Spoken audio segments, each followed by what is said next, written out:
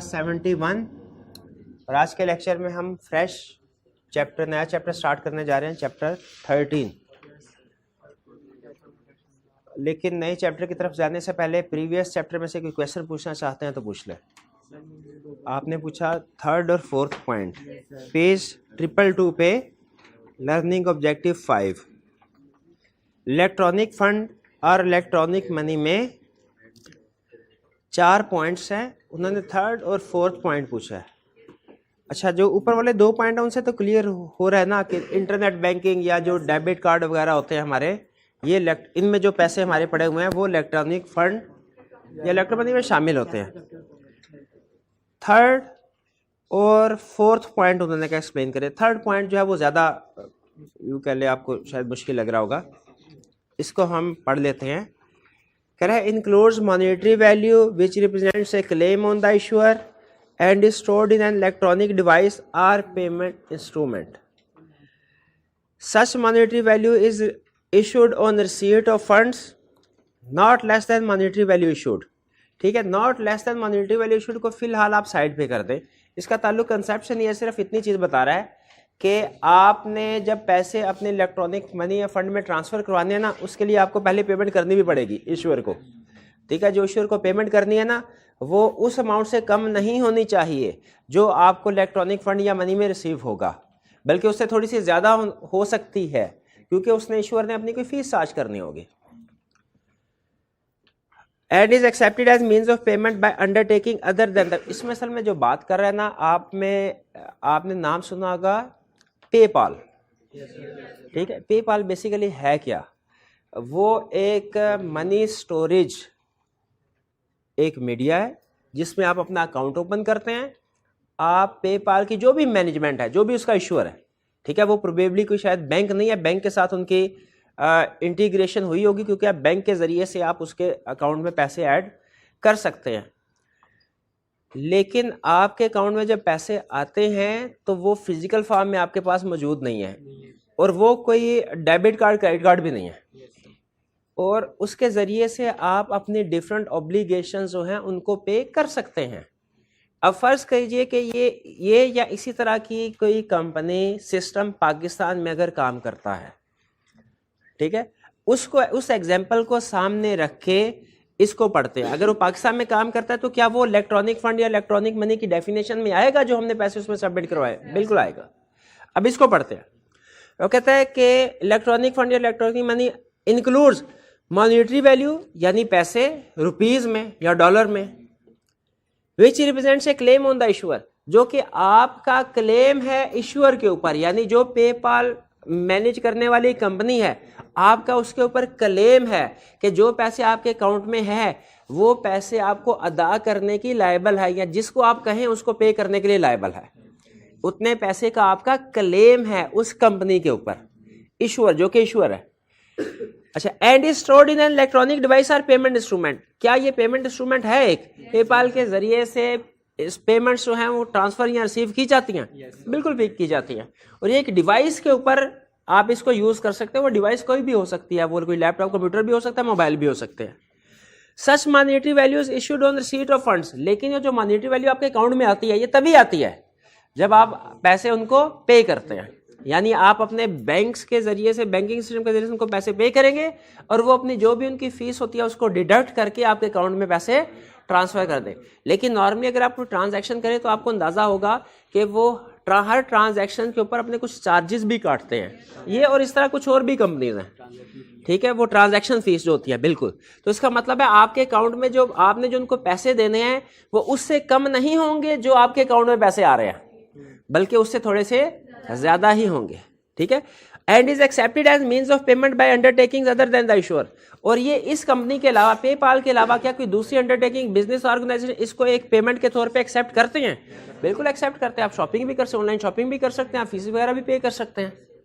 तो इसमें उसने इलेक्ट्रॉनिक फंड या मनी में डेबिट क्रेडिट कार्ड की बजाय ऐसे मोड्स को भी कवर किया है जो कि इलेक्ट्रॉनिकली, जिनके अगेंस्ट में कोई डेबिट क्रेडिट कार्ड वगैरह इशू नहीं होते, लेकिन स्टिल वो modes of payment valid accept किए जाते हैं। ठीक है, तो उस एग्जांपल को जहन में रखे जब आप इसको पढ़ेंगे तो इसमें बहुत सी चीजें आपको कंसेप्ट्स क्लियर हो जाएंगे।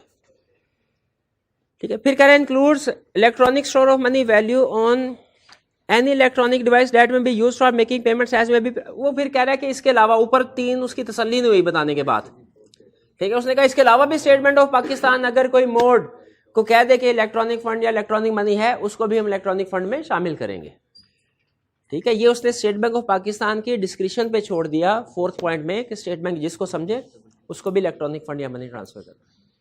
ये क्लियर हो गया आप जी? और कोई क्वेश्चन? जी जी, इसके अलावा कोई क्वेश्चन? जी जी।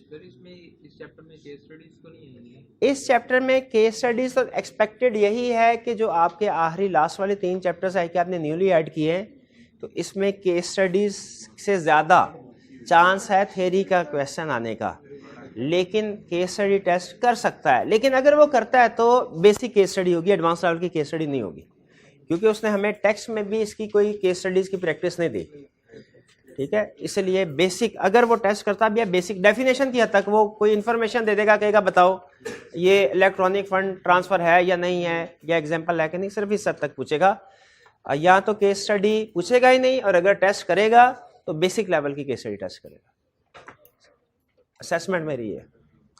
और कोई क्वेश्चन? और चलिए अब आज के चैप्टर की तरफ चलते हैं। आज का चैप्टर है डेटा प्रोटेक्शन लॉ, और इसमें दूसरा हिस्सा जो है वो इलेक्ट्रॉनिक क्राइम से रिलेट करता है, ठीक है। या जिसे हम साइबर क्राइम्स भी कहते हैं, ठीक है। इलेक्ट्रॉनिक क्राइम्स क्या हैं? इंटरनेट पे बैठ के आप इलेक्ट्रॉनिकली कोई भी क्राइम करें। अब देखें, अगर आपने पहले ज़माने में क्या होता था, चोरी करनी है ना, फिजिकली आप किसी को गन दिखाते थे, ठीक है, एग्जाम्पल दे रहा हूँ, और उसे लूटते थे। ये है फिजिकल क्राइम। इलेक्ट्रॉनिक क्राइम नहीं। इलेक्ट्रॉनिक क्राइम क्या है? आप अपने हाँ वीडियो, ठीक है, मतलब एग्जाम्पल ठीक है, किसी की इजाज़त के बगैर उसकी पर्सनल वीडियो बना के सोशल मीडिया पे शेयर करना, ये भी इलेक्ट्रॉनिक क्राइम है। वायलेंस का कंटेंट, ऐसा कंटेंट जिससे वायलेंस प्रमोट हो, ये भी इलेक्ट्रॉनिक क्राइम है।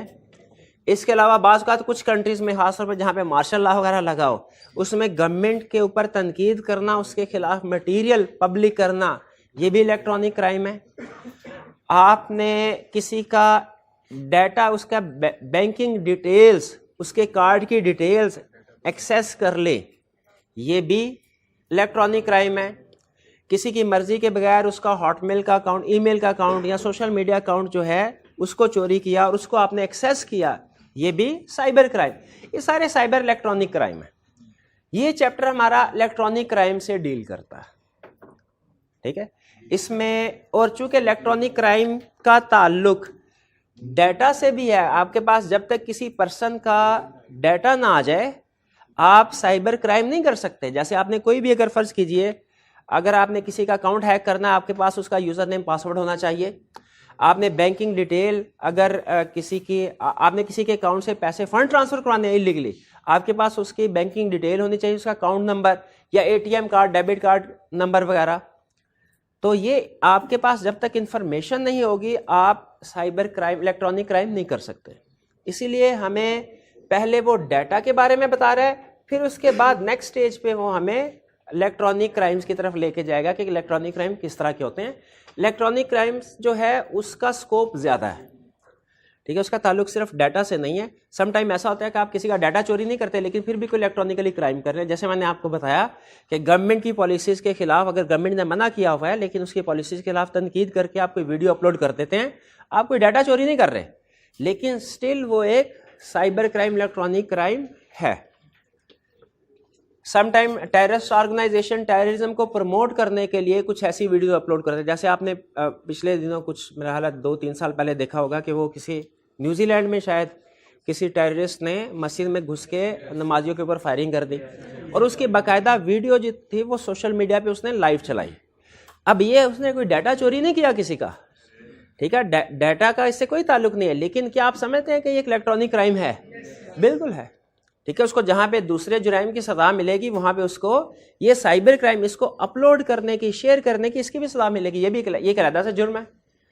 तो ये चैप्टर हमारा साइबर क्राइम से रिलेट करता है और दूसरा खासतौर पे किससे? डाटा प्रोटेक्शन से। अच्छा, यहां पे अब पहले आज के लेक्चर में हम डाटा प्रोटेक्शन की डिस्कशन करेंगे। सबसे पहले तो ये मुझे ये बताइए, क्या हमारा कोई ऐसा डाटा हो सकता है जो हमने कुछ ऑर्गेनाइजेशंस को, इंडिविजुअल्स को, कुछ लोगों को के साथ शेयर किया हो और हम ये चाहते हो कि वो जनरल पब्लिक को अवेलेबल ना हो? सब बिल्कुल।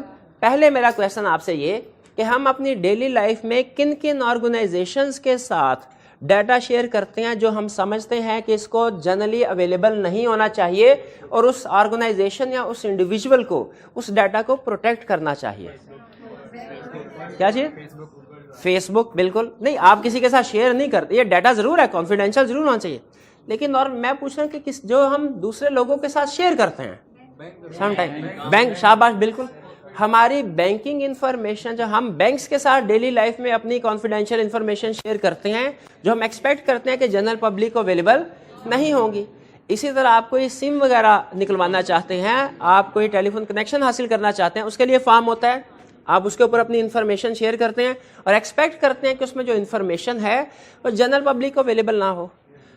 आप इवन कॉलेज में आते हैं, कॉलेज के एग्जांपल लेके चलते हैं, कॉलेज में आते हैं तो एडमिशन लेने के लिए आपको कुछ ना कुछ अपनी इंफॉर्मेशन, पर्सनल इंफॉर्मेशन शेयर करना पड़ती है कॉलेज के साथ, और आप एक्सपेक्ट कर रहे होते हैं ये इंफॉर्मेशन कहीं पे यूज ना, मिस यूज ना हो, आपकी इजाजत के बगैर इस इंफॉर्मेशन को किसी को डिस्क्लोज ना किया जाए।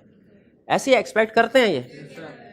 तो जिस बंदे को आप जिस ऑर्गेनाइजेशन के साथ इंफॉर्मेशन शेयर कर रहे हैं, क्या उसकी कोई ऑब्लिगेशन है कि वो उसको प्रोटेक्ट करे, कॉन्फिडेंशियल रखे, मिस यूज ना करे, मार्केटिंग पर्पस के लिए इस्तेमाल ना करे, सिर्फ उसी पर्पस के लिए इस्तेमाल करे जिसके लिए आपने उसको वो इंफॉर्मेशन दी है? बिल्कुल है, ठीक।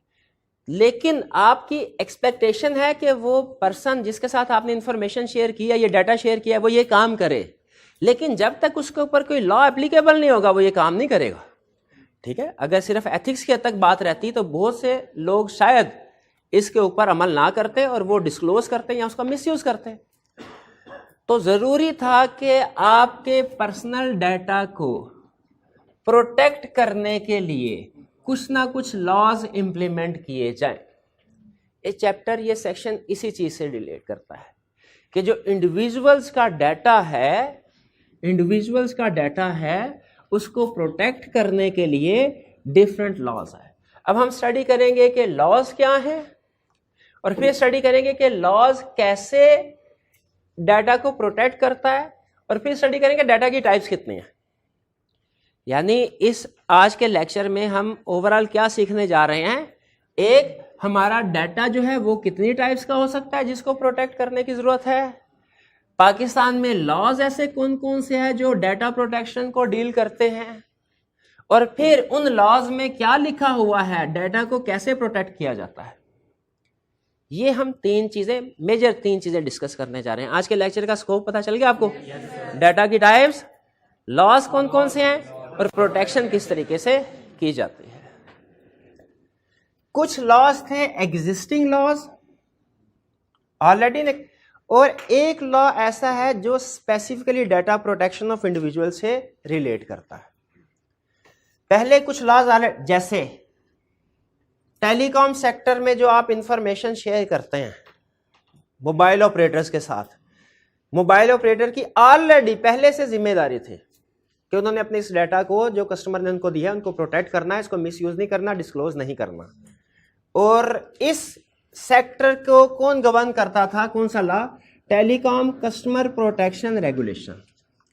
लेकिन जाहिर है ये हमारे पर्सनल डाटा को प्रोटेक्ट करता था, लेकिन किस डाटा को? जो हमने किसी टेलीकॉम ऑपरेटर के साथ शेयर किया है, ठीक है।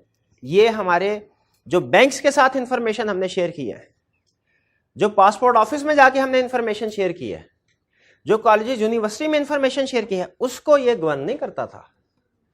तो हम किसी हद तक तो एज इंडिविजुअल प्रोटेक्ट हुए कि चलो हम जो इंफॉर्मेशन टेलीकॉम सेक्टर को दे रहे हैं वो कहीं आगे नहीं जाएगी, मिसयूज नहीं होगी। लेकिन ये लॉ कंप्लीटली प्रोटेक्शन प्रोवाइड नहीं करता था। फिर एक दूसरा लॉ है, वो कौन सा लॉ है? Payment system and electronic fund transfer act. Payment system and electronic fund transfer act. अब नाम पे अगर आप गौर करें तो आपको पता चल जाएगा ये किस सेक्टर से रिलेट करता है, ये बैंकिंग सेक्टर, फाइनेंशियल सेक्टर से रिलेट करता है। तो इस लॉ ने ये इंश्योर किया कि हम किसी भी बैंक या फाइनेंशियल इंस्टीट्यूशन के साथ अपनी जो पर्सनल इंफॉर्मेशन शेयर करते हैं वो प्रोटेक्ट रहे। अब मैं अपने बैंक के साथ जाके उसको जो भी मेरी ट्रांजैक्शन है, डेली ट्रांजैक्शन क्या है, मेरे अकाउंट का बैलेंस क्या है, ठीक है, ये सारी चीजें बैंक इस लॉ के तहत बाउंड है, वो किसी को प्रोवाइड नहीं कर सकता, किसी के साथ शेयर नहीं कर सकता मेरी इजाजत के बगैर। ठीक है, इवन हमारा कोई फैमिली मेंबर भी जाके पूछे, बैंक उसको ये इंफॉर्मेशन प्रोवाइड नहीं करेगा। तो मेरा जो बैंकिंग का डाटा था वो भी प्रोटेक्ट हो गया। लेकिन बताइए क्या मुझे कंप्लीट प्रोटेक्शन मिले? नहीं मिले। फिर इसके बाद एक और लॉ है, prevention of electronic crimes act 2016। Prevention of electronic crime act 2016। वो सारा डाटा हमारा जो इनके अलावा डिफरेंट प्लेसेस पे यूज होता था उसको ये एक्ट डील करता था। लेकिन याद रखें इस एक्ट का स्कोप जनरल है। समझ रहे, जो बैलेंसिंग जितनी भी चीजें हैं वो यहां पे आ जाती थी। जैसे आप किसी कॉलेज में एडमिशन लेने जाते हैं और आपका डाटा मिसयूज किया जाता है, आप इस एक्ट के तहत एप्लीकेशन फाइल नहीं करेंगे, इस एक्ट के तहत भी नहीं करेंगे। किसके तहत करते हैं? लेकिन इसका नाम देखें, प्रिवेंशन इलेक्ट्रॉनिक क्राइम, ये हर तरह के इलेक्ट्रॉनिक क्राइम से डील कर रहा था, ये स्पेसिफिकली डाटा प्रोटेक्शन से डील नहीं कर रहा था। हालांकि डाटा प्रोटेक्शन का मिसयूज ये भी एक इलेक्ट्रॉनिक क्राइम है। आपने फॉर्म फिल किया, आप घर गए और आपको किसी इंडिविजुअल की अननोन पर्सन की कॉल आ गई, ठीक है, तो आप पहला क्वेश्चन यही पूछेंगे, भाई आपको मेरा नंबर कहां से मिला?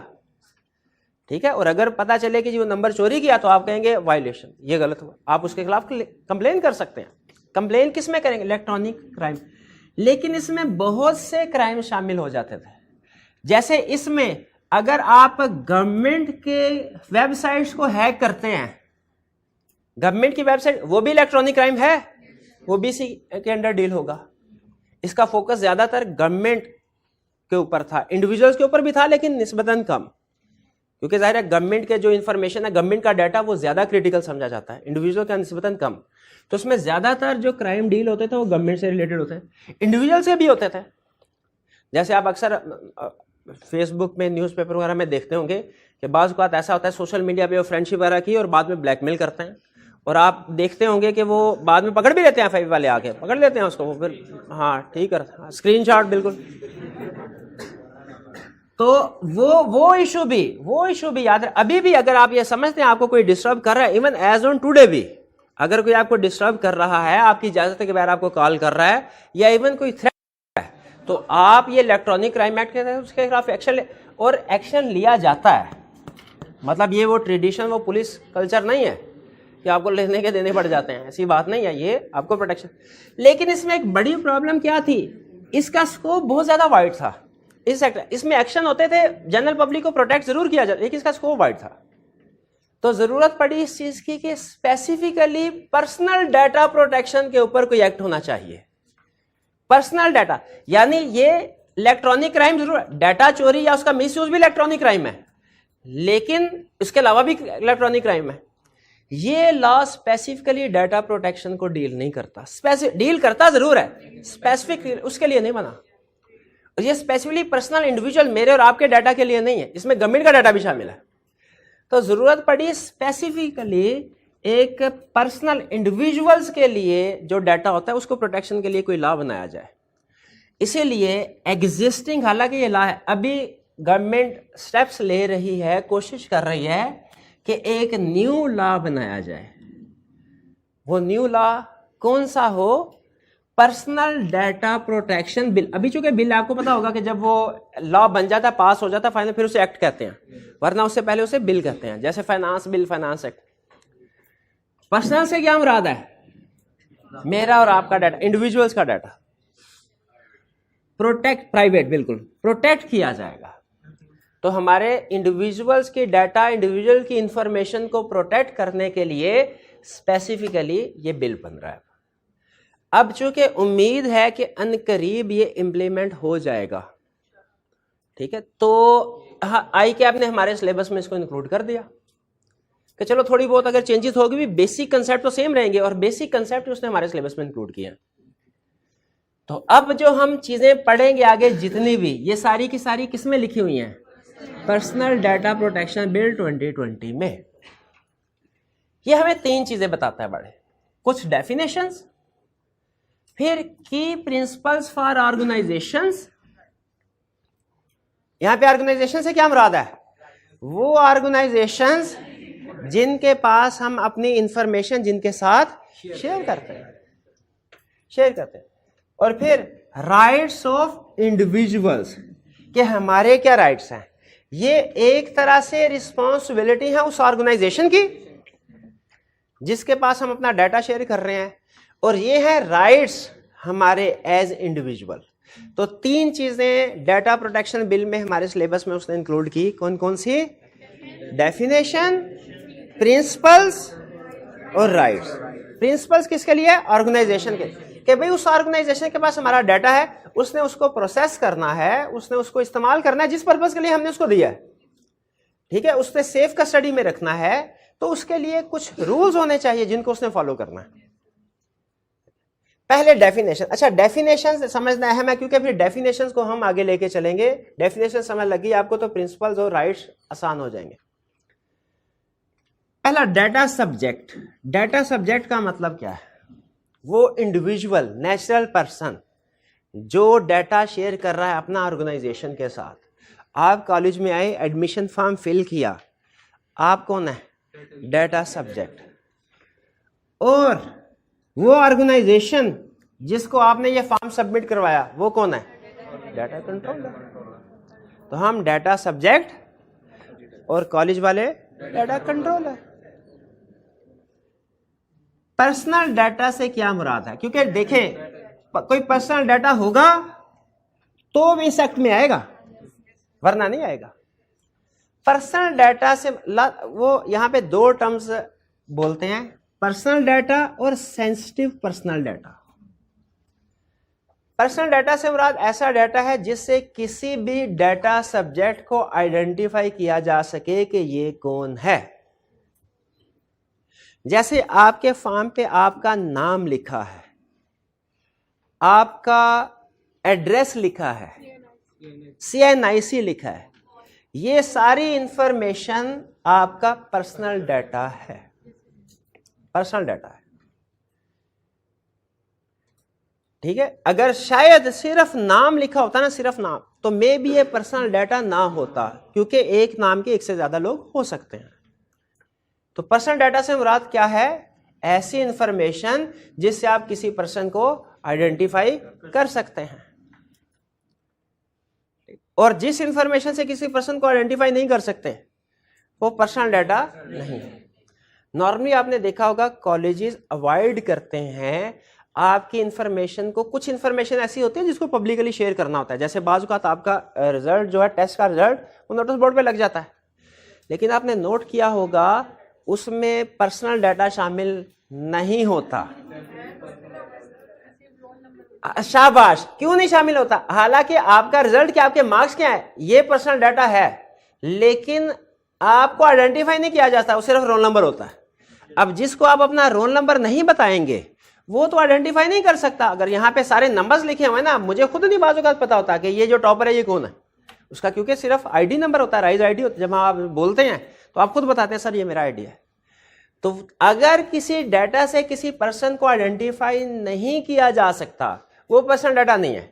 लेकिन अगर यही इंफॉर्मेशन हम नेम के साथ लगा दें, या सम टाइम बाज़ कुछ डाटा जब डिस्क्लोज किया जाता है साथ पिक्चर भी लगती है, जैसे आपका जो एडमिट कार्ड होता है उस पर पिक्चर, एडमिट कार्ड पे जो इन्फॉर्मेशन है वो पर्सनल डाटा है, उसे आइडेंटिफाई किया जा सकता है किसका एडमिट कार्ड। आपके आईडी कार्ड के ऊपर जो इन्फॉर्मेशन है वो भी पर्सनल है, उसे आइडेंटिफाई किया जा सकता है किसके है। लेकिन अगर आपके राइज बाजू का डाटा को इनक्रिप्ट कर दिया जाता है, इनक्रिप्ट क्या मतलब, आपको एक आईडी नंबर अलॉट कर दिया जाता है।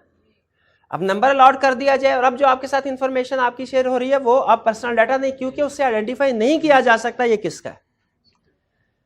कुछ ऑर्गेनाइजेशन क्या करती हैं, जब इंफॉर्मेशन को शेयर करते हैं, इंक्रिप्शन का आईटी पढ़ी होगी, उसमें कंसेप्ट होता है इनक्रिप्शन ऑफ डाटा। जब डाटा को एक जगह से दूसरी जगह ट्रांसफर किया जाता है, इनक्रिप्ट कर दिया जाए। इनक्रिप्ट करने का फायदा क्या होता है कि दरमियान से अगर कोई पर्सन इसको हैक कर ले, वो उसको डिकोड नहीं कर सकता। आपका व्हाट्सएप के जो मैसेज, व्हाट्सएप पे आप जो भी इंफॉर्मेशन शेयर करते हैं वो इनक्रिप्टेड होती है, लेकिन ये कैसे इनक्रिप्टेड होती है? इधर आप, मैं जब शुरू में व्हाट्सएप पर लिखा था ना इनक्रिप्टेड, तो मैं ये, अब मैं हंसने वाली बात है, मैं ये समझता था कि व्हाट्सएप पे जो इन्फॉर्मेशन आई है ना, ये सिर्फ मैं पढ़ सकता हूँ, इनक्रिप्टेड का मतलब मेरे अलावा कोई नहीं पढ़ सकता। लेकिन असल में होता क्या है कि इनक्रिप्टेड का ये मतलब नहीं होता कि आपकी डिवाइस के ऊपर वो इनक्रिप्टेड मैसेज आएंगे। ठीक है, मैं एक्सपेक्ट कर रहा था कि उसमें 2 बटन दिए होंगे, एक पे लिखा होगा इनक्रिप्ट करो, एक पे लिखा होगा डिकोड करो, लेकिन ऐसी कोई बात। असल में आपकी ऐप के अंदर ही इनक्रिप्शन और डिक्रिप्शन के कोड्स उसने बिल्ड किए होते हैं। जब मैसेज, वो जो इनक्रिप्शन होती है ना, आपके मोबाइल पे नहीं इनक्रिप्टेड मैसेज शो होता, या रेसिपिएंट के मोबाइल पे इनक्रिप्टेड मैसेज शो नहीं होता, वो जब ट्रांसमिट हो रहा होता है उस वक्त इनक्रिप्टेड होता है। अब अगर टेलीफोन पे कॉल करें ना, गवर्नमेंट एजेंसी जो है वो उसको, आपकी कॉल को सुन सकते हैं। ठीक है, ईमेल वगैरह के जरिए से भी सुन सकते हैं कि कोई इनक्रिप्टेड नहीं है। लेकिन व्हाट्सएप के जरिए से कॉल करें तो दरमियान में से कोई भी अथॉरिटी, रेगुलेटरी एजेंसी उसको सुन नहीं सकती। क्यों भला? इनक्रिप्टेड है। तो अगर डाटा इनक्रिप्ट कर दिया जाए, क्वेश्चन मेरा आपसे ये, अगर कंसेप्ट समझ रहे तो मुझे बताइए, अगर डाटा इनक्रिप्ट कर दिया जाए, डाटा, क्या वो पर्सनल डाटा होगा? नहीं होगा। यही बता रहा है, personal data means information from which person can be identified. कौन पर्सन? जो डाटा सब्जेक्ट है। ठीक है, जैसे आपका नेम, एड्रेस, टेलीफोन नंबर वगैरह और दूसरी चीजें। और कह रहा है personal data includes sensitive personal data. अच्छा, इसका मतलब यह है कि सेंसिटिव पर्सनल डाटा ना पर्सनल डाटा से भी कोई ऊपर की चीज होगी। जो एक रूटीन नेचर का पर्सनल डाटा है वो, जो, लेकिन जो हाईली कॉन्फिडेंशियल है वो सेंसिटिव पर्सनल डाटा होगा। यानी सेंसिटिव पर्सनल डाटा एक तरह से पर्सनल डाटा की ही एक किस्म है, लेकिन ये ज्यादा कॉन्फिडेंशियल नेचर का, ज्यादा क्रिटिकल डाटा, ज्यादा सेंसिटिव डाटा होगा। और फिर कह रहा है कि personal data does not include encrypted data. Encrypted data क्या कि उसने 2-3 और लफ्ज लिखे हैं मुश्किल से, वो आपने रटा लगा लेने। यानी पर्सन, अगर आप डाटा को इनक्रिप्ट कर देते हैं और फिर शेयर करते हैं लोगों के साथ, तो वो पर्सनल डाटा, जैसे एक तरह से आपके नाम की बजाय अगर आईडी नंबर यूज किए जाए स्कूल कॉलेजेस में, तो क्या आपकी आइडेंटिफिकेशन हो सकती है? नहीं हो सकते। वो फिर पर्सनल डाटा नहीं होगा। क्लियर हुआ यहां तक? तो अभी तक की डिस्कशन में हमने क्या समझा, क्या पढ़ा कि पर्सनल डाटा से मुराद हमारी ऐसी इंफॉर्मेशन है जो किसी जगह पे पब्लिकली अवेलेबल होगी, तो लोगों को पता चल जाएगा कि ये हम हैं। मैं सिर्फ समझाने के लिए एग्जांपल दे रहा हूं, अल्लाह जानता है और कोई नियत नहीं है। बाज़ अखबार में खबर आती है ना, तो लिखा होता है कि मोहतरम अलिफ के साथ ये वक़ुआ हो गया।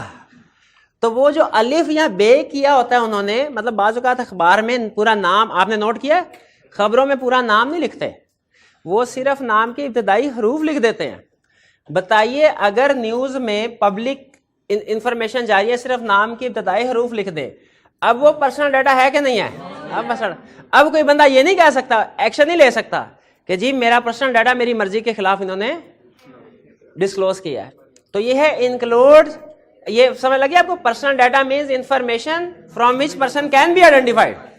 It includes sensitive personal data.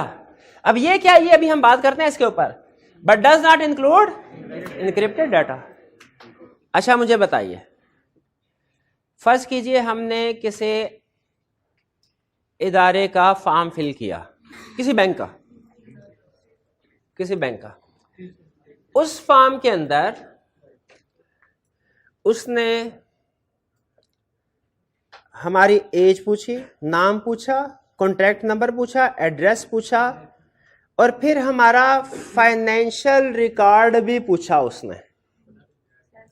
ठीक है, आपकी मंथली इनकम क्या है, कितना अर्न कर रहे हैं, क्या किसी और बैंक्स में आपके अकाउंट है, उनका कितना बैलेंस है, वगैरह वगैरह। इस फॉर्म के अंदर और फिर उसके बाद बैंक ने हमें एक अकाउंट नंबर अलॉट कर दिया, या अपना अपना कस्टमर नंबर अलॉट कर दिया। अब इसमें फॉर्म के अंदर जितनी भी इंफॉर्मेशन हमने शेयर की, हम एक्सपेक्ट करते हैं वो बैंक उसको कॉन्फिडेंशियल रखेगा। इसमें कुछ इंफॉर्मेशन, वैसे तो सारी की सारी इंफॉर्मेशन कॉन्फिडेंशियल होनी चाहिए, कुछ इंफॉर्मेशन ज्यादा रिस्की है दूसरों की निस्बत। पहला क्वेश्चन मेरा, आपका मोबाइल नंबर, घर का एड्रेस, ये पर्सनल डाटा है, ठीक है। मे बी डिस्क्लोज है, आपको कुछ डिस्टर्बेंस तो हो, लेकिन इसका इफेक्ट ज्यादा नहीं होगा, ठीक है। आपको अगर कोई कॉल करके डिस्टर्ब करे, नो प्रॉब्लम, ब्लॉक कर दें उसको, डिस्टर्बेंस खत्म। लेकिन आपके अकाउंट में कितनी है, इंटरनेट बैंकिंग आपने एक्टिवेट करवाई, उसका यूजर नेम पासवर्ड क्या है, ठीक है। आपका मेडिकल रिकॉर्ड, ये तो हर फाइनेंशियल रिकॉर्ड हो गया ना, मेडिकल रिकॉर्ड भी कॉन्फिडेंशियल होता है। आपने देखा हुआ, डॉक्टर के पास जाएं और उससे किसी दूसरे पेशेंट के बारे में पूछें, वो आपके साथ शेयर नहीं करेगा। और मेडिकल प्रोफेशन में ये सिखाया भी जाता है कि आपने पेशेंट की जितनी भी इंफॉर्मेशन है वो कॉन्फिडेंशियल रखनी है। इवन समटाइम्स उस पेशेंट को भी इंफॉर्मेशन शेयर नहीं की जाती, इतने स्ट्रिक्ट प्राइवेसी होती है। तो यहां पे अब सेंसिटिव पर्सनल डाटा का मतलब क्या है, वो इंफॉर्मेशन जिससे एक्सेस मिल जाए, जैसे यूजर नेम और पासवर्ड, जिससे एक्सेस मिल जाए आपको, किसकी, आपकी फाइनेंशियल इंफॉर्मेशन की, आपके मेडिकल रिकॉर्ड की, आपके पासपोर्ट की इंफॉर्मेशन से ट्रैवलिंग हिस्ट्री पता चल जाएगी, आपके बायोमेट्रिक डाटा, यानी मेरे अंगूठे का, अगर मैं सिम निकलवाने के लिए अपने अंगूठे का कहीं पे लगवाता हूं, तो वहां पे जो बंदा ऑर्गेनाइजेशन में डाटा कलेक्ट कर रहा है, उसकी जिम्मेदारी है कि मेरा बायोमेट्रिक जो अंगूठा प्रिंट है उसको सिक्योर करके रखे, दूसरे लोगों के साथ शेयर ना करे। ये मेरा सेंसिटिव पर्सनल डाटा है। और फिर रिलीजियस बिलीव्स, ये सारी चीजें सेंसिटिव पर्सनल डाटा में है। ये आगे चल के हम देखेंगे, जब ऑफेंस वो पेनल्टी की तरफ जाएंगे ना, तो उसमें अगर पर्सनल डाटा डिस्क्लोज करते हैं, मिसयूज करते हैं, इस पे भी सजा होगी, सेंसिटिव पर्सनल डाटा पे भी होगी। लेकिन गैस कीजिए किस पे ज्यादा होगी, पर्सनल डाटा। तो यहां तक मुझे ये बताइए, आपको डाटा सब्जेक्ट और डाटा कंट्रोलर में फर्क पता चल गया? पर्सनल डाटा और सेंसिटिव पर्सनल डाटा में फर्क समझ आ गया? पर्सनल डाटा में क्या सेंसिटिव पर्सनल डाटा शामिल है? पर्सनल डाटा में सेंसिटिव पर्सनल डाटा शामिल है, बदरजा उला शामिल है, जरूर शामिल है। क्या इसमें इनक्रिप्टेड डाटा शामिल है? नहीं शामिल। क्लियर ये? और फिर इसके बाद सेंसिटिव पर्सनल डाटा हमने डिस्कस कर लिया कि किस तरह का डाटा हमारा सेंसिटिव पर्सनल डाटा में शामिल होता है। किस तरह का डाटा? फाइनेंशियल डाटा, मेडिकल का data, passport, biometric, religious beliefs वगैरह। अब हम डेफिनेशंस हमने पढ़ ली, अब हम स्टडी करते हैं प्रिंसिपल्स फॉर ऑर्गेनाइजेशन। प्रिंसिपल्स भी कह लें, ये प्रिंसिपल से ज्यादा अगर वर्ड होता है ना यहाँ पे ड्यूटीज, तो वो शायद ज्यादा क्लैरिफाई करता है इस कंसेप्ट को। बहरहाल वो ये बता रहा है कि जिस ऑर्गेनाइजेशन ने डाटा प्रोटेक्ट करना है, उसने किन रूल्स के मुताबिक डाटा प्रोटेक्ट करना है। हमारा बैंक जो है, हमने जिस ऑपरेटर से सिम निकलवाई, जिस कॉलेज में हमने एडमिशन लिया, उस ऑर्गेनाइजेशन के पास हमारा पर्सनल डाटा है, उसने किन रूल्स को सामने रखते हुए इस डाटा को मेंटेन करना है। पहला, लॉफुलनेस, डाटा मेंटेन करते हुए लॉ को ओबे करेगा। असल में सम टाइम ऐसा होता है, एफबीआर वाले कहते हैं हमें डाटा दो, अब एफबीआर वाले अगर बैंक को कह दे तो अब वो देना पड़ेगा। लॉफुलनेस पहला है प्रिंसिपल, लॉ को फॉलो। फेयरनेस एंड ट्रांसपेरेंसी, ठीक है, यानी कोई गलत बयानी नहीं करनी। इसमें वर्ड लॉफुलनेस के ऊपर आप फोकस कीजिए, इससे आपको एग्जांपल से कंसेप्ट लिंक हो जाएगा। डाटा मिनिमाइजेशन, ये भी एक प्रिंसिपल है। इसका मतलब क्या? आप कस्टमर से उतनी इंफॉर्मेशन लें जो जरूरी है, लिमिटेड, जितनी आपके पर्पस के लिए जरूरी है, उससे ज्यादा इंफॉर्मेशन ना लीजिए, ठीक है। क्या अगर फर्ज कीजिए मैं इमिग्रेशन के लिए जाता हूं, पासपोर्ट वगैरह के लिए, वो मेरे से ये पूछने के मजाज हैं कि आपके बैंक में कितने पैसे पड़े हैं, आपकी इनकम कितने हैं? नहीं, ये एक्स्ट्रा इंफॉर्मेशन है। सम टाइम ऐसा होता है, आप फिर वही बात न्यूज़ वगैरह में पढ़ते होंगे, पिछले दिनों में पढ़ भी रहा था कि एक फीमेल एक जगह पे गई, वहां पे कुछ उन्हें सरकारी काम था, और उस इंडिविजुअल ने उनसे कहा कि आपका काम तब तक नहीं करूंगा जब तक आप मुझे अपना मोबाइल नंबर ने शेयर करें। और वो फिर बाज़ औक़ात ऐसा होता है लोग इस तरह करते हैं, तो उस खातून ने कंप्लेन कर दी और उसको नौकरी से निकाल दिया गया। क्या कोई ऑर्गेनाइजेशन, अब मुझे बताइए उसने किस असूल की खिलाफ वर्जी की? Data minimisation. जिस डाटा की जरूरत नहीं है, अब उसको कॉलेज वाले आपसे पूछते हैं कॉन्टैक्ट नंबर, अब लाजमी तो नहीं है आप अपना ही कॉन्टैक्ट नंबर दें, वो तो सिर्फ इसलिए कि इन केस ऑफ इमरजेंसी आप तक इत्तला पहुंचाई जाए। आप अपने वाले साहब का, अपने भाई का अकाउंट नंबर, मोबाइल नंबर देना, वो भी दे सकते हैं। कॉलेज ये नहीं आपको कह सकता कि आप अपना ही मोबाइल नंबर दीजिए, ठीक है? तो वही डाटा मिनिमाइजेशन का मतलब वही इंफॉर्मेशन जो पर्पज आपका है, एडमिशन लेना है, सिम निकलवानी है, बैंक में अकाउंट खुलवाना है, पासपोर्ट लेना है, तो जिस जगह पे भी आप जाते हैं उस ऑर्गेनाइजेशन को चाहिए सिर्फ वही डाटा आपसे कलेक्ट करे जो जरूरी है। डाटा मिनिमाइजेशन का मतलब ये मिनिमम, जो रिक्वायर्ड डाटा वही कलेक्ट करे, जो रिक्वायर्ड नहीं है उसको कलेक्ट नहीं करना। फिर पर्पज लिमिटेशन, यानी जो डाटा, ये क्या असूल है कि जो डाटा आप जिस पर्पज के लिए लिया जा रहा है उसी पर्पज के लिए इस्तेमाल किया जाए। कहीं ऐसा तो नहीं कि मैंने डाटा बैंक को दिया और बैंक वाले ने आगे किसी प्रॉपर्टी डीलर के साथ शेयर कर दिया कि ये बड़ी बड़ी असामियां हैं, इनको फोन करो, इनको जरा इन्वेस्टमेंट के लिए कॉल करो। बाज़ औक़ात ऐसा हम, हाँ होता है, बिल्कुल नहीं, होना नहीं चाहिए, ठीक है? वो बाज़ औक़ात इस तरह के फोन आते हैं ना, तो मैंने अपने कोलीग्स के साथ शेयर करे तो पता चलता है उनको भी फोन आ रहे हैं इसी तरह के। तो फिर हम पहुंच जाते हैं, लगता है कि जिस इंस्टीट्यूट के हम मेंबर हैं ना, वहां से हो सकता है, कंफर्म नहीं है कि किसी ने डाटा शेयर किया हो, ठीक है? तो पर्पस लिमिटेशन का मतलब क्या है? जिस पर्पस के लिए डाटा लिया जा रहा है उसी पर्पस के लिए इस्तेमाल हो, इसके अलावा और किसी पर्पस के लिए इस्तेमाल ना हो। एक्यूरेसी, रिस्पॉन्सिबिलिटी है क्या? एक्यूरेट डाटा मेंटेन करें, गलत डाटा मेंटेन ना करें। आपने उधर नंबर दिया, बाद में पता चला आपको कभी कोई मैसेज नहीं आया, कॉलेज की तरफ से क्लासेस स्टार्ट हुए, हफ्ता हो गया, आप इधर आपने कहा सर मैसेज नहीं आया। उन्होंने कहा जी हम तो मैसेज भेज रहे हैं। कहा जी फॉर्म पे देखे मैंने नंबर लिखवाया हुआ है और मैसेज नहीं आया। नंबर देखा, वहाँ फॉर्म पे नंबर ठीक था, लेकिन कॉलेज का जो डाटा बैंक है फर्ज कीजिए, उसमें वो नंबर गलत था। बाज़ औक़ात ऐसा होता है, मेरे 1.5-2 साल गुजर गए, 3 दफ़ा मैं गया बैंक में, ब्रांच में, अपना मोबाइल नंबर ठीक करवाने के लिए। वो 1 0 आगे पीछे कर देते हैं। 3 दफ़ा ठीक करवाया, नहीं हुआ, एंड में अकाउंट ही बंद कर दिया मैंने।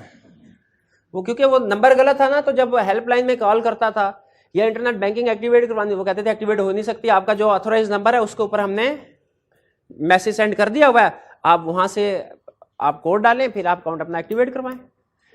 लेकिन वो नंबर मेरे पास था ही नहीं जो 1 0 आगे पीछे। तो एक्यूरेसी का मतलब क्या है? उस ऑर्गेनाइजेशन की जिम्मेदारी आपका डाटा एक्यूरेटली मेंटेन करे, ये नहीं आपने कुछ और दिया और उसने कुछ और एंटर कर दिया। स्टोरेज लिमिटेशन, लिमिटेड जगहों पे स्टोर करे, 10 20 50 जगहों पे स्टोर ना करे, क्योंकि लिमिटेड जगह पे स्टोर होगा तो उसको सिक्योर करने में आसानी होगी, प्रोटेक्ट करने में आसानी होगी। सिक्योरिटी की जिम्मेदारी उसकी है, कॉन्फिडेंशियलिटी की जिम्मेदारी उसकी है कि डाटा को सिक्योर रखे, कॉन्फिडेंशियल रखे। आपने अपना फॉर्म दिया, फर्ज कीजिए कॉलेज मैनेजमेंट को, और बाद में पता चला आपका फॉर्म जो है किसी टीए के हाथ में घूम फिर रहा है, इशू होगा क्या? नहीं होगा, क्योंकि वो एक ऑथोराइज्ड पर्सन नहीं है। इसका मतलब है सिक्योरिटी कंट्रोल्स वीक हैं। तो ये ऑर्गेनाइजेशन की जिम्मेदारी होती है आपका डाटा उसको सिक्योर रखे। अकाउंटेबिलिटी, कि अगर ये ऑर्गेनाइजेशन डाटा कहीं लीक होता है, पर्सनल डाटा, तो जिस बंदे ने लीक किया है उसको काउंटेबल करे, हिसाब किताब ले उससे, उसके खिलाफ एक्शन लिया जाए। ये वो रूल्स है। आप समझते हैं कि अगर कोई ऑर्गेनाइजेशन इन रूल्स के मुताबिक काम करेगी तो वो आपके डाटा को प्रोटेक्ट कर सकेगी, इसलिए ये रूल्स बनाए गए। लेकिन क्या आपका भी कोई राइट है? आपने एक दफा इंफॉर्मेशन दे दी, अच्छा हम जो इंडिविजुअल है, हमें डाटा प्रोटेक्शन बिल में क्या नाम दिया गया था? Individual data subject. शाबाश, डाटा सब्जेक्ट। क्या राइट टू बी इन्फॉर्म्ड, मतलब आपको पता हो कि आपका डाटा कलेक्ट किया जा रहा है। समटाइम ऐसा होता है हम किसी वेबसाइट पे विजिट करते हैं और वो हमारा डाटा कॉपी कर रही होते हैं वहां पे। जैसे फर्ज कीजिए कि अगर आप क्रोम पे सर्च करें तो आपने किन किन साइट पे विजिट किया, ये वो कंपनी जो है डाटा को मेंटेन। आपने अक्सर देखा होगा, आप सर्च करते हैं कोई एक चीज को, उसके बाद उसी चीज से रिलेटेड ऐड आना शुरू हो जाते हैं। किस वजह? आर्टिफिशियल इंटेलिजेंस है। वो देखते हैं कि आप किन पेजेस को विजिट कर रहे हैं, वो डाटा कलेक्ट करते हैं, और उससे मिलती जुलती जो चीजें उनकी ऐड आपको प्रोवाइड। इसका मतलब है हमारा डाटा जो है वो कॉपी हो रहा है, कलेक्ट, लेकिन हमें नॉर्मली नहीं पता। यही कह रहा है कि right to be inform customer को, जिस जगह पे आप कस्टमर का डाटा कलेक्ट कर रहे हैं कस्टमर को पता होना चाहिए आपका डाटा कलेक्ट। ये समझ आ गई? राइट टू एक्सेस डाटा, मैंने अपने बैंक को डाटा दिया, बाद में अगर मैं दोबारा उसकी कॉपी निकलवाना चाहता हूं या चेक करना चाहता हूं डाटा ठीक है कि नहीं, क्या बैंक पाबंद है मुझे मेरा डाटा प्रोवाइड करें? आप अभी अगर जाएं कॉलेज वालों को, उनसे कहे जी मुझे मेरा फॉर्म निकलवा के दे, मैं देखना चाहता हूं मेरा डाटा सही एंटर हुआ है कि नहीं। क्या आपका राइट है? बिल्कुल, क्योंकि डाटा आपका है, अपने डाटा को एक्सेस करने के लिए आपका राइट है। और अगर आप उनसे कॉपी लेना चाहे कॉपी भी ले सकते हैं। फिर right to rectification of error, right to, अगर आपने डाटा को ऊपर इंस्पेक्ट किया और आपको पता चला इसमें कोई गलती है, क्या आप उसको करेक्ट करवा सकते हैं? कि वो कहे नहीं जो आपने पहले डाटा एंटर कर दिया था बस अब हम चेंज नहीं करेंगे। राइट है, अगर कोई गलती नजर आए उसको रेक्टिफाई कर सकते हैं।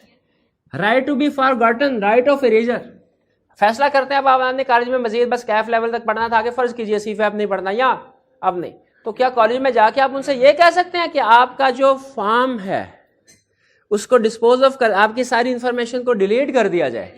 यस। और अगर कोई और लॉ एप्लीकेबल नहीं है जो कि ये रिक्वायर करता हो कि 5 साल या 10 साल तक डाटा मेंटेन करना है, क्योंकि बैंकिंग सेक्टर में नॉर्मली ये रिक्वायरमेंट होती है कि कस्टमर का डाटा जो है वो कुछ अरसे के लिए मेंटेन करना है। अगर कोई और लॉ नहीं है तो आपके पास राइट है, आप उस कंपनी को, ऑर्गेनाइजेशन को जाके कह सकते हैं कि मेरे डाटा को इरेज कर दे, फॉरगॉट भूल जाए।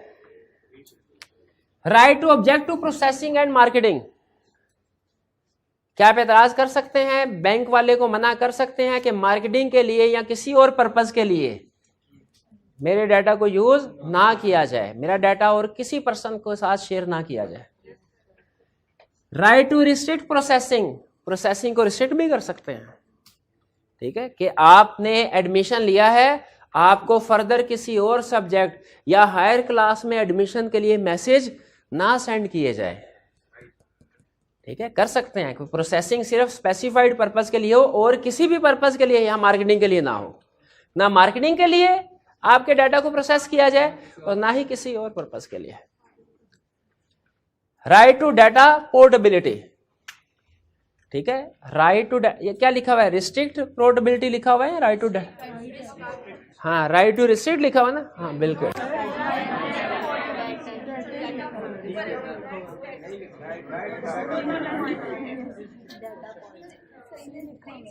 ये सही लिखा, हाँ सही लिखा, राइट टू डाटा पोर्टेबिलिटी। आपके पास ये राइट है, अगर आप जिस ऑर्गेनाइजेशन के पास डाटा है आप उसको चेंज पोर्ट करवाना चाहे किसी दूसरी ऑर्गेनाइजेशन पे करवा सकते हैं। ठीक है, इवन रिस्ट्रिक्ट भी करो, रिस्ट्रिक्ट वाली बात तो है ऊपर आगे कि आप उसको रुकवा सकते हैं। इसका मतलब क्या है, फर्ज की ये क्या, ये व्हाट्सएप को फेसबुक ने एक्वायर किया कि फेसबुक ने व्हाट्सएप को किया? फेसबुक ने व्हाट्सएप को, हाँ जिसने भी, तो व्हाट्सएप पे आपका कॉन्फिडेंशियल डाटा था, चैट थी, फेसबुक ऑर्गेनाइजेशन है उसने व्हाट्सएप को एक्वायर किया। अब व्हाट्सएप को एक्वायर किया तो जाहिर है उसके सारे कस्टमर को भी एक तरह से एक्वायर कर लिया। अब आपका डाटा सिर्फ व्हाट्सएप पे नहीं है, व्हाट्सएप के साथ साथ पोर्ट होगा आपका डाटा फेसबुक पे भी। क्या आप मना कर सकते हैं? एक तो आप अलाउ भी कर सकते हैं कि ठीक है मुझे कोई इतराज नहीं, मैं व्हाट्सएप भी यूज करता हूं, मैं फेसबुक भी यूज करता हूं, ट्रांसफर कर दे। लेकिन अगर आप इससे मुतमिन नहीं है, क्योंकि आपको शक है कि व्हाट्सएप में तो ऐड नहीं आती थी, फेसबुक में बहुत सी ऐड आती हैं, अब अगर मेरा अकाउंट सिंक्रोनाइज हो गया, पोर्ट हो गया, लिंक हो गया, तो फिर फेसबुक पे जो मेरी एक्टिविटी है वो व्हाट्सएप पे और व्हाट्सएप की एक्टिविटी फेसबुक पे शेयर हो सकती हैं, और मुझे हो सकता है व्हाट्सएप पे भी इन फ्यूचर कोई मैसेज आने शुरू हो जाए। ठीक है, और आप रिस्ट्रिक्ट करना चाहते हैं इसको तो रिस्ट्रिक्ट भी कर सकते हैं।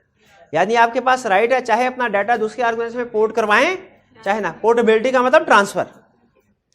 फिर राइट टू विड्रॉ कंसेंट, यहां पे कंसेंट की कोई बात हुई थी, कंसेंट की बात नहीं हुई, किधर कंसेंट, हाँ सॉरी वो डेफिनेशन, कंसेंट की डेफिनेशन बताना भूल गया। जो फॉर्म आप फिल करते हैं ना उसके नीचे लिखा होता है agree, I have read and agree terms and condition. जो टर्म्स एंड कंडीशन कभी नहीं पढ़ते हम, लेकिन एग्री कर लेते हैं, खासतौर पे सॉफ्टवेयर का इंस्टॉल करते हुए। बहुत से सॉफ्टवेयर हमारा पर्सनल डाटा एक्वायर, और जब हम एग्री करते हैं ना उसमें इस चीज़ की परमिशन होती है कि आप मेरे पर्सनल डाटा को यूज़ भी कर सकते हैं, कॉपी भी कर सकते हैं। तो ये कंसेंट का मतलब है कि इंडिविजुअल ने आपको परमिशन दे दी है कि उसके डाटा को आप यूज़ कर सकते हैं। तो यहां पे ये कह रहा है राइट टू विड्रॉ कंसेंट। अगर पहले मैंने कंसेंट दे दी थी और उसके बाद मैं उस कंसेंट को विड्रॉ करना चाहता हूं, क्या कर सकता हूं? यस कर सकता हूं। और right to complain to relevant data protection, अगर आपको लगे कि आपके किसी राइट की खिलाफ वर्जी हुई है या ऑर्गेनाइजेशन ने अपनी ये जो ड्यूटीज थी, प्रिंसिपल थे, इनकी खिलाफ वर्जी कर रहे हैं, तो आप रेलिवेंट अथॉरिटी को कंप्लेन कर सकते हैं। ठीक है, जो प्रोबेबली फाइनेंशियल इंस्टीट्यूशन का केस है तो स्टेट बैंक ऑफ पाकिस्तान होगी, टेलीकॉम सेक्टर का केस है पीटीए होगी। ठीक है, और इसी तरह रेलिवेंट। अब ये तो है रेलिवेंट लॉज में थी, अब न्यू जो लॉ है इसमें रेलिवेंट अथॉरिटी क्या होगी, ये जब वो लॉ आएगा तब पता चलेगा। ठीक है, लेकिन बहरहाल हमारे पास ये राइट है कि हम रेलिवेंट अथॉरिटीज को भी in case of violation complain कर सकते हैं। जी, ये था हमारा डाटा प्रोटेक्शन लॉ का कंसेप्ट। कुछ समझ आया? इसमें हमने क्या सीखा? पहले तो हमने ये सीखा डाटा प्रोटेक्शन से रिलेटेड एग्जिस्टिंग लॉज कौन कौन से हैं। फिर हमने जब एग्जिस्टिंग लॉ पढ़े तो हमें पता चला कि इसमें स्पेसिफिकली हमारे इंडिविजुअल्स की डाटा प्रोटेक्शन के लिए तो कोई लॉ है ही नहीं, इसीलिए गवर्नमेंट एक नया लॉ बनाने जा रही है जो स्पेसिफिकली जिसका एक ही मकसद होगा, क्या? इंडिविजुअल्स के डाटा को प्रोटेक्ट करना। और इसमें काम की 3 चीजें बताई हुई हैं उसने, डेफिनेशंस, की प्रिंसिपल्स और राइट्स ऑफ इंडिविजुअल। ये की प्रिंसिपल और राइट्स ऑफ इंडिविजुअल सिर्फ रट्टे की हद तक पॉइंट है, ये जो आगे फर्दर एक्सप्लेनेशन है ना, ये हमारी बुक में उसने नहीं दी हुई। बुक में नहीं मौजूद ना? हाँ, बुक में नहीं दी हुई। ये वो एक बैंकर था मेरा दोस्त, उसके पास बैठ के 2-3 घंटे मैंने एक एक पॉइंट उससे पूछा, इसका क्या मतलब, इसका क्या मतलब, इसका क्या मतलब, वरना आई कैप की बुक में भी इसकी एक्सप्लेनेशन नहीं है। उसने शायद हमारी स्टूडेंट की जिंदगी आसान करने के लिए और लॉ में से सिर्फ हेडिंग्स उठाई, आगे एक्सप्लेनेशन नहीं उठाई। ठीक है, तो बहरहाल अच्छी बात है, हमें सिर्फ याद करना पड़ेगा, लेकिन अगर कंसेप्ट क्लियर हो तो याद करना और याद रखना भी आसान हो जाता है। इसलिए मैंने कोशिश की कि जितना को एक्सप्लेन कर सकता था इन पॉइंट्स को एक्सप्लेन कर दूं। इनका आपने रटा लगाना है, की प्रिंसिपल्स और राइट ऑफ इंडिविजुअल्स, और डेफिनेशन का भी रटा ही लगाना है। कोई क्वेश्चन पूछना चाहते हैं तो पूछ लीजिए। जी जी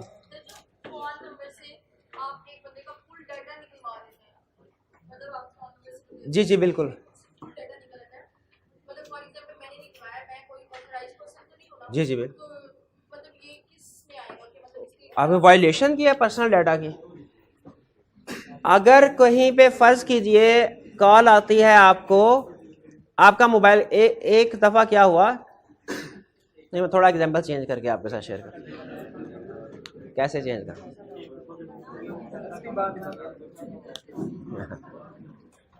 एक दफा क्या हुआ कि मेरा एक मोबाइल गुम हो गया। अच्छा, जिसको मिला वो अगर उसको बेच लेता तो कोई मसला नहीं था मुझे। उसने मैसेज पढ़े और कॉल करना शुरू कर दी। मुझे बड़ा गुस्सा आया, मैंने कहा इसको नहीं छोड़ना अब। हाँ, अब मैं चला गया थाने और उसके खिलाफ कंप्लेन करवाई। अब जो हमारे पास एक्सेस नहीं, आप अगर किसी मोबाइल का ऑपरेटर से रिकॉर्ड निकलवाना चाहे ना, एड्रेस नाम निकलवाना चाहे, नहीं निकलवा सकते।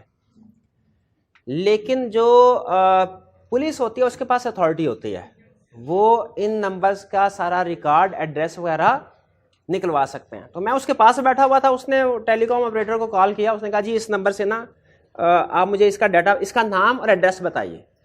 नाम और एड्रेस उस बंदे ने मुझे नहीं बताया, वो सब इंस्पेक्टर था।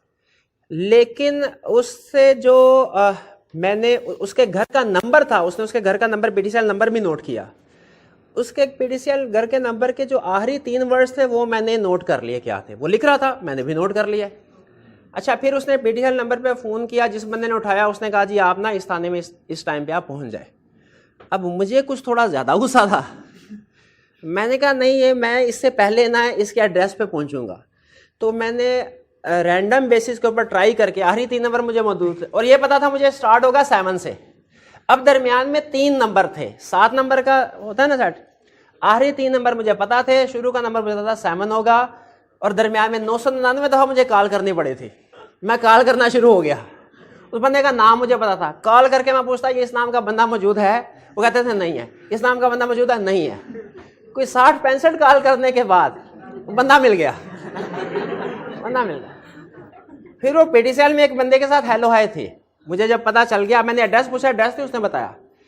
फिर उसका एड्रेस मैंने टेलीकॉम सेंटर, अब अपने एक लिंक भी होते हैं ना, मतलब आपकी वाली बात, मैं ऑथोराइज पर्सन नहीं था उसका एड्रेस निकलवाने के लिए, क्योंकि उसका पर्सनल डाटा था, उससे वो आइडेंटिफाई हो सकता था। लेकिन बाज़ बात ऐसा होता है, लिंक होते हैं, बंदे इस तरह के काम निकालते। मेरा एक बंदे के साथ लिंक था, मैंने उसे कहा भाई ये बंदा है, इसका मुझे एड्रेस, उसने एड्रेस दिया, मैं पहुंच गया शाम को, अकेला नहीं गया था मैं मार खा गया। मोबाइल नहीं मिला लेकिन मसला हल हो गया उसके बाद। तो सम टाइम ऐसा होता है कि जो पर्सनल इंफॉर्मेशन होते हैं, पर्सनल डाटा, हम देखें पढ़े लॉ क्या कहता है। लॉ ये कहता है हम में से कोई बंदा भी किसी दूसरे का पर्सनल डाटा एक्सेस नहीं कर सकता, लेकिन प्रैक्टिकली सम टाइम ऐसा होता है तो वो चलता है। उसने जुर्म किया, जिस बंदे ने मुझे डाटा दिया ना, लीगली अगर बात करें, एड्रेस दिया, उसने जुर्म किया। उसको यही पर्सनल डाटा प्रोटेक्शन बिल। हाँ, लेकिन उससे पहले आपसे, उससे पहले ये किधर गया वो, ये इलेक्ट्रॉनिक क्राइम एक्ट में आता है।